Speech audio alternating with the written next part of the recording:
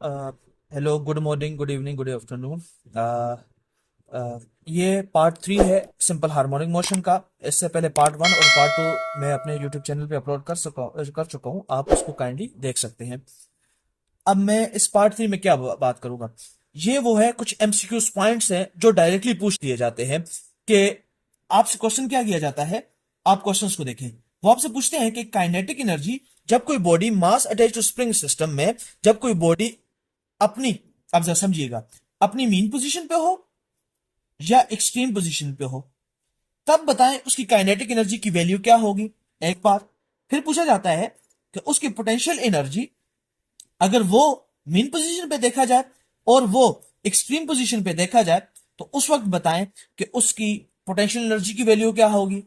ये, और फिर एक क्वेश्चन पूछा जाता है, मैं उसकी डेरिवेशन पे नहीं जा रहा, मैं डेरिवेशन करवा दूंगा आपको, लेकिन उस वो चूंकि फर्स्ट ईयर का पार्ट है और फर्स्ट ईयर के उसमें पूछा जाता है, ये ईटा एमडीकेट में इसके बहुत इंपॉर्टेंट एमसीक्यूज आते हैं।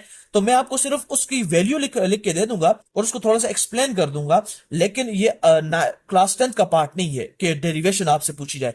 बेसिकली वो आपसे ये पूछ लेते हैं कि किस पॉइंट पे काइनेटिक एनर्जी और पोटेंशियल एनर्जी अपनी मोशन के दौरान, जब वो सिंपल हार्मोनिक मोशन परफॉर्म कर रहे होते हैं, कि वो आपस में बराबर होते हैं। अब बुनियादी बातें समझ लीजिए।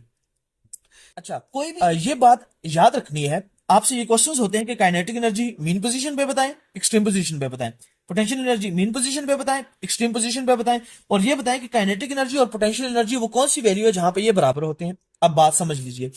एक्सट्रीम पोजीशन पे याद रखिएगा, चूंकि हम लोगों ने फोर्स इस पे अप्लाई की होती है, एक्सटर्नल फोर्स, और इसकी वजह से इसके अंदर प्रोड्यूस हो जाती है, चूंकि हम लोग इलास्टिक पोटेंशियल एनर्जी इसके अंदर स्टोर हो जाती है। जब हम लोग इस बॉडी को मूव करते हैं तो इसके अंदर जो पोटेंशियल एनर्जी स्टोर होती है, उस पोटेंशियल एनर्जी का नाम क्या है?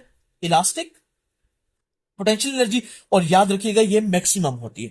लेकिन क्या बॉडी, यहां पे जब मैं इसको रखा हुआ है, तो क्या ये बॉडी मूव कर रही है?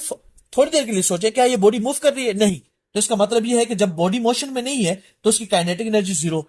अब क्या इसका मतलब यह है कि इसके पास जितनी भी एनर्जी होगी वो सारी की सारी इलास्टिक पोटेंशियल एनर्जी होगी, और इसके पास काइनेटिक एनर्जी जीरो होगी। ये मैं क्यों कह रहा हूं? क्योंकि law of conservation of energy क्या कहता है कि energy can never be created not destroyed, but it can be converted from one two another form. यहां पे बॉडी के पास जो एनर्जी है वो सारी की सारी इसके पास इलास्टिक पोटेंशियल एनर्जी है। तो इसके पास कौन सी एनर्जी नहीं है? क्योंकि मोशन परफॉर्म नहीं कर रही है अभी, तो इसके पास काइनेटिक एनर्जी जीरो हो जाती है। और काइनेटिक एनर्जी बेसिकली वो एनर्जी होती है जब बॉडी मोशन परफॉर्म करे। सिमिलरली इस एक्सट्रीम पोजीशन पे भी याद रखिएगा, जो पोटेंशियल एनर्जी होती है वो होती है मैक्सिमम, और जो काइनेटिक एनर्जी होती है वो होती है आपके पास जीरो, क्योंकि बॉडी यहां पे आके रुक जाएगी, अपनी मोशन को कंटिन्यू नहीं कर रही, इस एक्सट्रीम पोजीशन पे आके वो रुक जाती है। लेकिन आपके पास आ जाती है ये मीन पोजीशन। तो मीन पोजीशन पे याद रखिएगा, जब बॉडी मीन पोजीशन के पास पहुंचती है तो वो बहुत तेजी से गुजरती है वहां से। क्यों? क्योंकि याद रखिएगा, मैंने इनर्शिया का कंसेप्ट अभी आपको एक्सप्लेन किया था कि जब बॉडी, हालांकि तो ये यहां से इस मीन पोजीशन से चली थी, लेकिन यहां पे से रुक जाना चाहिए था, लेकिन न्यूटन का फर्स्ट लॉ कहता है कि जब बॉडी मोशन में हो under the effect of restoring force, तो ये बॉडी रुकती नहीं है, इनर्शिया की वजह से ये अपनी मोशन को कंटिन्यू करती है। तो इसकी काइनेटिक एनर्जी यहां पे क्या होगी? मैक्सिमम होगी। और इसकी पोटेंशियल एनर्जी याद रखना है, यहां पे इसकी पोटेंशियल एनर्जी हो जाती है जीरो। अब मैं ये क्यों कह रहा हूं, मजीद इसके कुछ पॉइंट बता रहा हूं। याद रखिए कि यहां पे एक्सेलरेशन मैक्सिमम होता है, यहां पे वेलोसिटी इसकी क्या होती है? वो होती है आपके पास जीरो। यहां पे भी इसका एक्सेलरेशन मैक्सिमम होता है, यहां पे इसकी जो वेलोसिटी होती है वो मिनिमम होती है, यानी जीरो आप कह सकते हैं। लेकिन याद रखिएगा, यहां पे इसमें काइनेटिक एनर्जी चूंकि मैक्सिमम है, तो इसकी स्पीड भी क्या होती है? वो भी मैक्सिमम होती है। और एक्सेलरेशन नियरली क्या हो जाती है? वो हो जाती है जीरो। ये कुछ बुनियादी बातें आपने याद रखनी है।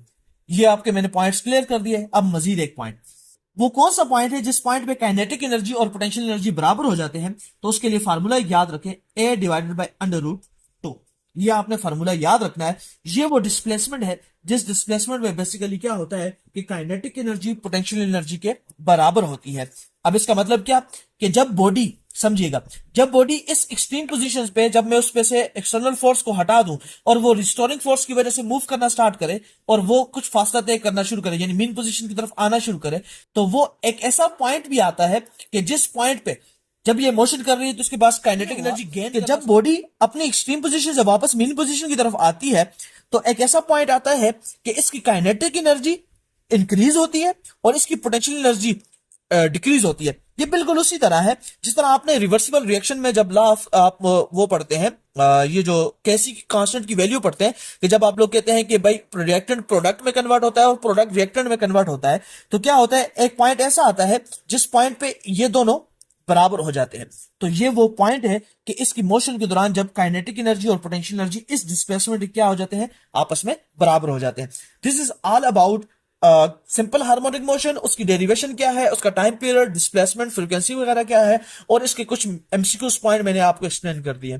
इसका पार्ट 4 आएगा, उस पार्ट 4 के अंदर मैं इसके कुछ क्वेश्चंस आपके सामने रखूंगा, कुछ ईटा के पॉइंट ऑफ व्यू रखूंगा, कुछ आपके पास जो एमसीक्यूज के क्रैक करने का तरीका होता है, जो शॉर्ट ट्रिक्स होती हैं और जो आपको कंफ्यूजिंग पॉइंट बीच में एक दे दिए जाते हैं, जिसकी वजह से बहुत सारे बच्चे कंफ्यूज हो जाते हैं कि ये पॉइंट तो हमें एक्सप्लेन ही नहीं किया गया था, वो मैं आपके सामने एक्सप्लेन करूंगा। अगर आपको लेक्चर पसंद आए, ये सीरीज ऑफ लेक्चर जो 3 सीरीज ऑफ लेक्चर्स थे, तो लाइक एंड सब्सक्राइब करें, मेरे चैनल को अपने दोस्तों के साथ शेयर करें और मुझे सपोर्ट करें। Thank you so much.